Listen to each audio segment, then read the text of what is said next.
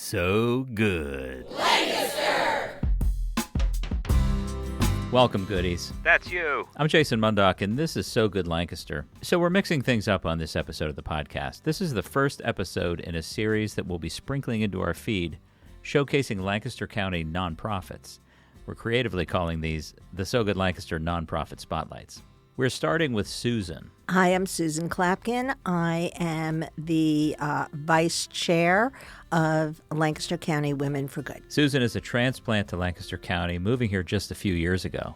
Two things surprised me. Number one was how many nonprofits there were, and how big the need is within this county, but also how generous people are and how many people are reacting to the needs we have. Lancaster County Women for Good, it's not just a good place to start, it's a great place to start. And it's because it's one of these nonprofits that doesn't just serve its own purpose, which isn't a bad thing. Their mission is to lift up as many other nonprofits in the area as possible. So a little more bang for the buck, if you will. Today on the program, Lancaster County Women for Good are in the So Good Lancaster Nonprofit Spotlight. So Good Lancaster is powered by the Candy Factory, also known as TCF, a co-working and social club in downtown Lancaster, Pennsylvania. ClubTCF.com. Check it out. It's time. This is So Good. So good. So Good Lancaster. For those who might not be familiar, can you provide us with an overview of the organization and kind of what makes your approach unique? We are a community of women who harness the collective power and generosity of local women throughout Lancaster County to support local nonprofits. What makes us different from other organizations is that we are a giving circle. Each of our members contribute $50 a quarter for a total of $200 a year. And each quarter, we combine those contributions and vote. As a paid member, you can nominate a nonprofit that you have interest in, and then we vote on which nonprofit will get our grant. We are part of a larger organization called Grapevine. Okay. And actually, giving circles are really a growing philanthropic trend. Interesting. Because it's a way to give a small amount but see a big impact. Not unlike how Extra Give in Lancaster, it's a way to contribute small amounts, a lot of small amounts. A lot of small amounts and and it how it all. builds. I mean, for instance, we have close to 200 members. Okay, wow. Not all of them give 100% of the time, but our grants range from $5,000 to $7,000 per quarter. We've given over $60,000 so far in the 2.5 years that we've been in existence. And it's one thing to give $50 That's fascinating. to an organization that you Yeah. believe in, but when you hand them a check for $5,000 or $6,000, Sure. and you're in the room with some of these small nonprofits, that this really makes a difference for them, it's a whole different feeling than writing out your check for $50 a couple of times a year. Yeah, no doubt about that. Can you tell me the origin story? It's just been a couple of years that you've been around. Yeah. Yes. Tell me how it got started. Grapevine is our parent 501c3. And their mission is helping to start giving circles throughout the country. Got it. So they did an organized campaign of emails and helped start the organization. They do have leadership calls so that if people are interested in starting a giving circle, what to do, they have not only calls specifically for new giving circles, but then they also have calls for established giving circles where we kind of exchange what's working and what's not working. So this is a nationwide organization. Grapevine is. Who was it that started the organization in Lancaster? Sure. And was that something that they saw this call? Oh, hey, Grapevine's interested in establishing something here? Yes. Okay. Grapevine said that they were obviously sent out emails, and there were 4 people initially who said, yes, we're interested, and yes, we'll work on starting this. Okay. Were you one of those people? No. We actually started, I believe it was July 3 years ago. Okay. I did get one of the initial letters, so I'm still technically one of the founding members. I had just moved to Lancaster from New Jersey. And as a new resident, I have found whenever I move, getting involved in the community in some sort of nonprofit helps to make you feel grounded in the community. So when I saw this, not knowing the community, not knowing which nonprofit I wanted to get involved in, it met all my needs. Yeah. Of the original 4, one person is still on the board, and we've evolved. We like to keep a board of about 5 or 6 different people because everyone brings different energy, ideas, and talents. So you went from 4 members-ish out of the gate to 200. To 200. And is it growing continuously? Yes. I mean, we're kind of not growing with that kind of trajectory. But yes. That's great. Yeah. So it sounds like this organization would have had a personal impact on your transition to Lancaster from New Jersey. Absolutely. And I understand that the makeup of membership is very diverse. Yes. So can you talk to me a little bit about the community that surrounds Lancaster County Women for Good? Sure. First of all, we have all corners of Lancaster County. Yeah. We're not city-centric. Even though we do a lot of events in the city, we try and go outside. But the age group is we have people who are retired and couldn't devote time to these sorts of things.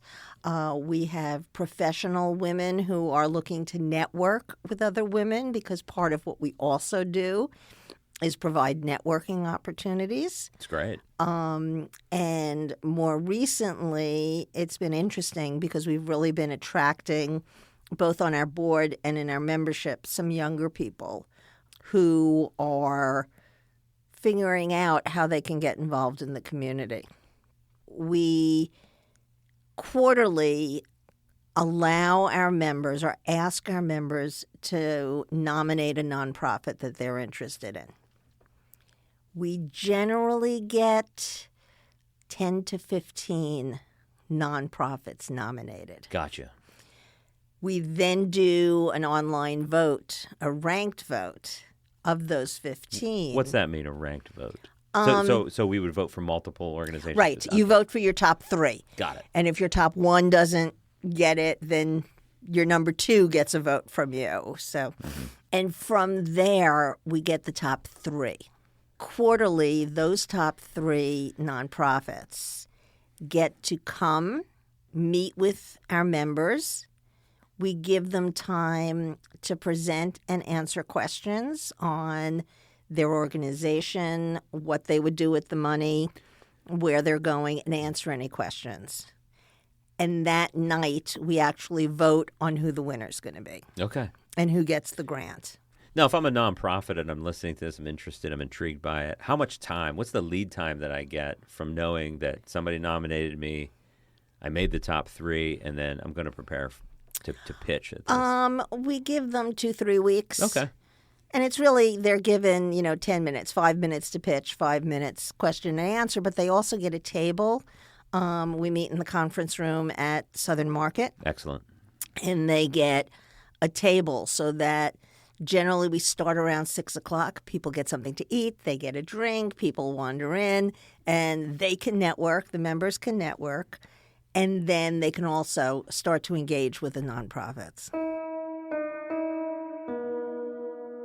We're going to start with A Week Away, which is a 501c3. On May 14th of 2025, this year, I had the privilege of attending the Lancaster County Women for Good Spring Gather and Grant event. That evening, the 3 nonprofits that were nominated to receive the quarterly grant were the Lancaster Farm Sanctuary, A Week Away Foundation, and TLC, a program of Tenfold. To continue fighting their disease. This is really quite a privilege It's really an honor to be here with a group of women that are impassioned about helping their community. And TLC was ultimately the recipient of the grant. And the grant tonight goes to TLC. I had a few minutes to catch up with Dan and Justin from TLC. My name is Dan Mesher with TLC, which is Transitional Living Center. It's a program of Tenfold. I'm Justin Gaiman, the Director of Facilities at TLC.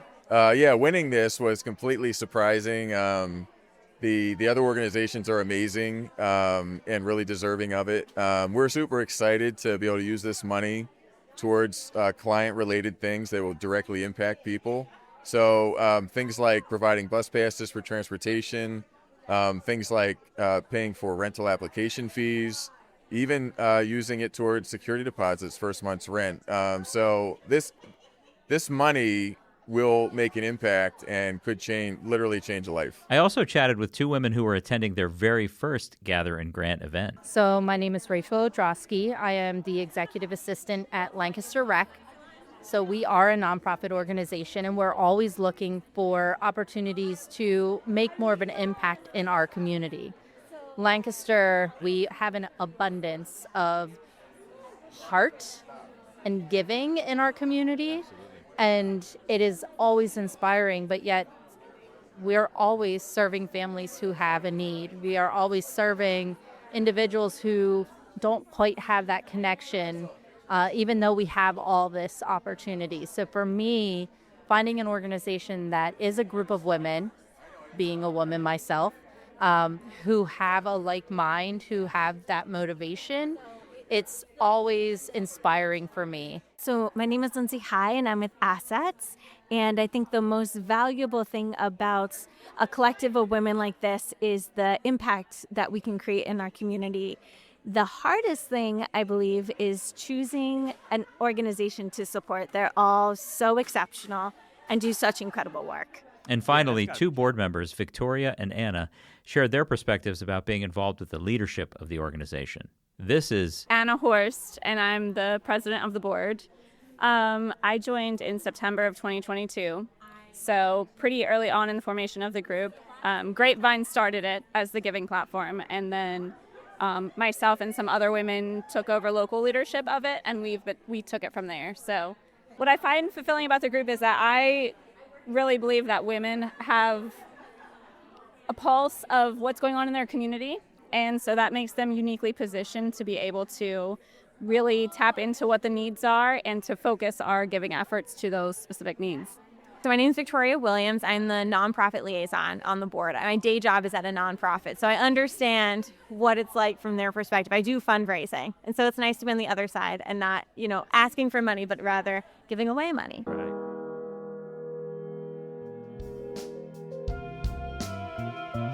If you have workplace flexibility and can work from anywhere, you probably know how lonely it can get working all day, every day in the same building where you sleep, i.e., your house. TCF Co-working and Social Club in Lancaster is the solution. Get out of the house, work around other humans in real life, and get social with a ton of clubs, activities, and events. TCF offers community, full-time, and private office memberships and day passes if you're just passing through town. Check out clubtcf.com, book a tour, and get plugged in. So tell me about some of the regularly scheduled events that you do for members. Sure. We do meet monthly, and our Gather and Grant is our big regular event that we do quarterly. Got it. All of our meetings take place on the second Wednesday of the month, so people could schedule their time in advance. The Gather and Grants, usually we start in February, and then every quarter we have them. Got it. The month after our Gather and Grant, we usually go to a restaurant or a bar and invite the nonprofits who did not make the top three to come in an informal setting. Interesting. And talk to the group. Because what we found was some of them were smaller nonprofits that people didn't know what they did. So when we asked our membership to vote on them, why would they vote on a nonprofit they didn't know anything about? Makes sense. So since our mission is really to expose as much of the the need in Lancaster, Right. we decided as a group that this would be an excellent way to have a networking evening as well as a way to expose the nonprofits. And we've seen some nonprofits going from nomination not making it, nomination making it to the top 3, and then the next round getting the grant. Wow, yeah.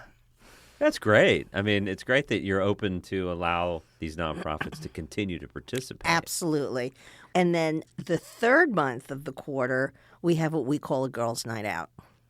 And that is purely social. We try, if we can, to make it a fundraiser.